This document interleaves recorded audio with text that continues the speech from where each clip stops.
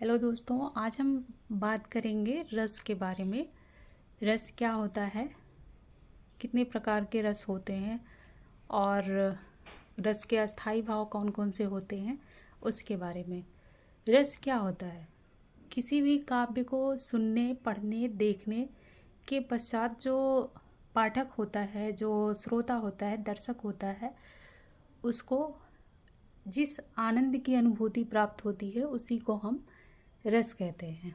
रस का संबंध हृदय से होता है। रस का जो संबंध होता है वो हृदय से होता है, दिल से होता है। रस जो है श्री धातु से बना हुआ शब्द है। रसों की कुल संख्या 9 होती है, इसलिए इसको हम लोग नवरस के भी नाम से जानते हैं। रस का मतलब होता है आनंद। रस का जो शाब्दिक अर्थ है वो होता है आनंद। किसी भी काव्य को सुनकर, पढ़कर, देखकर जो आनंद की अनुभूति हो रही है किसी भी दर्शक को, किसी भी पाठक को, किसी भी श्रोता को, उसी को ही हम रस कहते हैं। रस जो है 9 प्रकार के होते हैं और उसके कुछ अस्थाई भाव होते हैं जो एग्ज़ाम में पूछे जाते हैं कि श्रृंगार रस का अस्थाई भाव क्या है या बीर रस का अस्थाई भाव क्या है, तो उसको हम देख लेते हैं। रसों का नाम और अस्थाई भाव। पहला है श्रृंगार रस, जिसका अस्थाई भाव है प्रेम, रति। प्रेम भी कहते हैं उसके अस्थाई भाव को, रति भी कहते हैं। रति, सिर्फ रति भी पूछता है कभी कभी कि रति जो है अस्थाई भाव में कौन सा रस है, या श्रृंगार रस का प्रेम लिख के आ जाता है। रति भी है, प्रेम भी है। और दूसरा है हास्य रस, जिसका अस्थाई भाव होता है हंसी या हास। तीसरा है करुण रस, जिसका अर्थ होता है शोक या दुख। चौथा है वीर रस, जिसका अर्थ होता है उत्साह या जोश। पांचवा है भयानक रस, जिसका अर्थ होता है भय या डर। छठा होता है रौद्र रस, जिसका अर्थ होता है क्रोध या गुस्सा। सातवां है बीभत्स रस, जिसका अर्थ होता है, जिसका स्थायी भाव होता है घृणा या जुगुप्सा। जुगुप्सा भी हम कहते हैं बीभत्स के अस्थायी भाव को। और आठवां होता है अद्भुत रस, जिसका अस्थायी भाव होता है आश्चर्य, विस्मय। और नवां होता है शांत रस, जिसका अस्थायी भाव जो होता है वो होता है निर्वेद। जो संस्कृत में रसों की संख्या होती है वो टोटल 11 होती है। 11 संस्कृत में रसों की संख्या 11 होती है। 2 रस संस्कृत में और होते हैं, एक होता है वात्सल्य रस और एक होता है भक्ति रस। लेकिन अभी फ़िलहाल हम जो है इन 9 रसों के बारे में थोड़ा थोड़ा जानेंगे। जो श्रृंगार रस होता है उसमें किसी भी प्रसंग को सुनकर, पढ़कर, देखकर, जो भी वाक्य होता है, कोई भी प्रसंग होता है, किसी भी प्रसंग को पढ़कर, देखकर, सुनकर जो हमारे मन में प्रेम का भाव उत्पन्न होता है उसी को हम कहते हैं श्रृंगार रस। प्रेम का भाव जहाँ उत्पन्न हो उसमें जो है श्रृंगार रस होता है।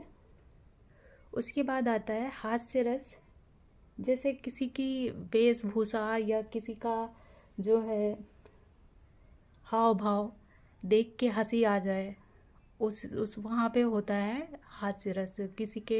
किसी का हाव भाव नहीं समझ में आ रहा है किसी को, या मतलब कुछ ऐसा पहन के आ गया है जिसको देखते ही आपको हंसी आ जाए, वो होता है हास्य रस। करुण रस होता है कि जिस काव्य में या जिस चीज़, जब आशा, कोई चीज़ मतलब आप बहुत उम्मीद करते हैं, बहुत आशा होती है, फिर आपकी वो जो है समाप्त हो जाए, कोई चीज़ आप चाहते हैं कि ऐसा हो जाए, वो ना हो पाए। जैसे कोई जो है आपके चाहने वाले में से आप उनसे मिलना चाहते हैं और मिल ही ना पाए, तो वहाँ पे होता है करुण रस। तो आपको बहुत दुख होगा कि हम बहुत कोशिश कर रहे थे फिर भी नहीं मिल पाए। वहाँ इस तरह से समझ सकते हैं कि करुण रस क्या होता है।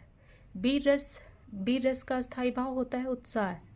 इसके जो अस्थाई भाव है ना, उससे आप अगर अस्थाई भाव आपको याद है तो किसी भी वाक्य का, किसी भी जो है प्रसंग का, उसको देख के ही आप बता सकते हैं कि इसमें कौन सा रस है। इसलिए आपको ये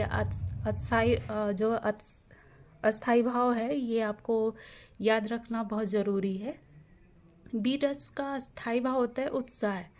जहाँ उत्साह की बात हो, वीरता की बात हो, वहाँ पे जो होता है वीर रस। जैसे एक एग्जाम्पल है, वीर तुम बढ़े चलो, वीर तुम बढ़े चलो। तो यहाँ पे क्या है, यहाँ पे वीर रस की बात है। उसके बाद आता है भयानक रस। जैसे हास्य रस में होता है कि किसी भी वेशभूषा, किसी के हाव भाव को देख के आपको हंसी आ जाती है, वहाँ पे हास्य रस होता है। वैसे ही भयानक रस होता है कि इसमें उसका अपोजिट होता है। इसमें किसी भी प्राणी को, किसी भी जीव को देख के, या आंधी तूफान किसी भी चीज़ को देख के अगर डर लग जाता है, तो वहाँ पे जो होता है उस वाक्य में, उस प्रसंग में भयानक रस होता है। रौद्र रस मतलब होता है गुस्सा आना। जो अस्थाई भाव है रौद्र रस का, उसका अर्थ होता है, उसका जो अस्थाई भाव होता है वो होता है गुस्सा होना। कोई आपका जो है अपमान कर दे रहा है, कोई आपकी बातें नहीं मान रहा है, और आप वो जो है, या कोई आपके साथ अत्याचार कर रहा है, तो आपको क्रोध आ सकता है, आपको गुस्सा आ सकता है। तो ऐसे हम समझ सकते हैं कि रौद्र रस क्या होता है और उसका अस्थाई भाव क्या है। किसी भी प्रसंग में अगर ऐसी बातें की जा रही हैं किसी भी वाक्य में, तो वहाँ आप बता सकते हैं कि ये जो है रौद्र रस है। उसके बाद हम देखते हैं बीभत्स रस। जहाँ घृणा की बात हो रही है, जुगुप्सा, घृणा की बात जिस भी सेंटेंसेस में होती है, जैसे कोई चीज़ है फटा हुआ है, जला हुआ है, या कहीं कुछ कचरा जो है इकट्ठा है, और उसको देख के आपके मन में जो, उससे जो दुर्गंध निकल रही है, उससे जो गंध आ रही है, वो आपको अच्छा नहीं लग रहा है, देख कर नहीं अच्छा लग रहा है, तो वहाँ पे हो जाता है बीभत्स रस से, या मतलब उस जगह से आप घृणा जो है करने लगते हैं। उसके बाद है अद्भुत रस। अद्भुत रस मतलब होता है आश्चर्य। जैसे किसी असंभव कार्य को संभव करके दिखाया जा रहा है, जो हो नहीं सकता था और अचानक से हो जाए, तो आपको भी आश्चर्य होगा कि ये तो पॉसिबल ही नहीं था और ये कैसे हो गया।